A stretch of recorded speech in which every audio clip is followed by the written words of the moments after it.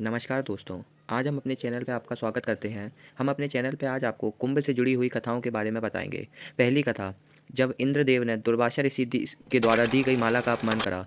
इंद्र ने दुर्वासा ऋषि द्वारा दी गई माला को ऐरावत के मस्तक पर रख दिया और ऐरावत ने उसे नीचे खींचकर पैरों से कुचल दिया। दुर्वासा ने फलतः भयंकर श्राप दिया, जिसके कारण सारे संसार में हाहाकार मच गया।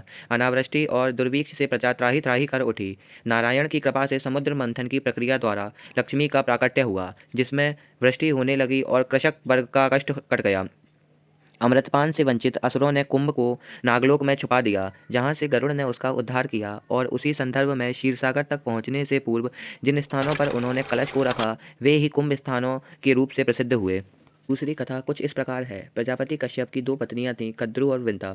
इन दोनों के बीच में विवाद हुआ। विवाद इस प्रकार पर हुआ कि सूर्य के अश्व काले हैं या सफ़ेद, जिसकी बात झूठी निकलेगी वही दासी बन जाएगी। कद्रु के पुत्र थे नागराज वासु और विंता के पुत्र थे वैनतय गरुण। कद्रु ने अपने नागवंशों को प्रेरित करके उनके कालेपन से सूर्य के अश्वों को ढक दिया। फलतः विंता हार गई। दासी के रूप में अपने को असहाय संकट से छुड़ाने के लिए विंता ने अपने पुत्र गरुण से कहा, तो उन्होंने पूछा कि ऐसा कैसे हो सकता है। कद्रु ने शर्त रखी कि नागलोक से वासुकी रक्षित अमृत कुंभ जब भी कोई ला देगा तो उसे दासत्व से मुक्त कर दूंगी। विंता ने अपने पुत्रों को यह दायित्व सौंपा, जिसमें वे सफल हुए। गरुण अमृत कलश को लेकर भूलोक होते हुए अपने पिता कश्यप मुनि के उत्तराखंड में गंधमादन पर्वत पर स्थित आश्रम के लिए चल पड़े। उधर वासुकी ने इंद्र को सूचना दे दी। इंद्र ने गरुड़ पर 4 बार आक्रमण किया और चारों प्रसिद्ध स्थानों पर कुंभ का अमृत छलका, जिससे कुंभ पर्व की धारणा उत्पन्न हुई। समुद्र मंथन की कथा। व्यापक रूप से अमृत मंथन की उस कथा को अधिक महत्व दिया जाता है जिसमें स्वयं विष्णु मोहिनी रूप धारण करके असुरों को छल से पराजित करते हैं।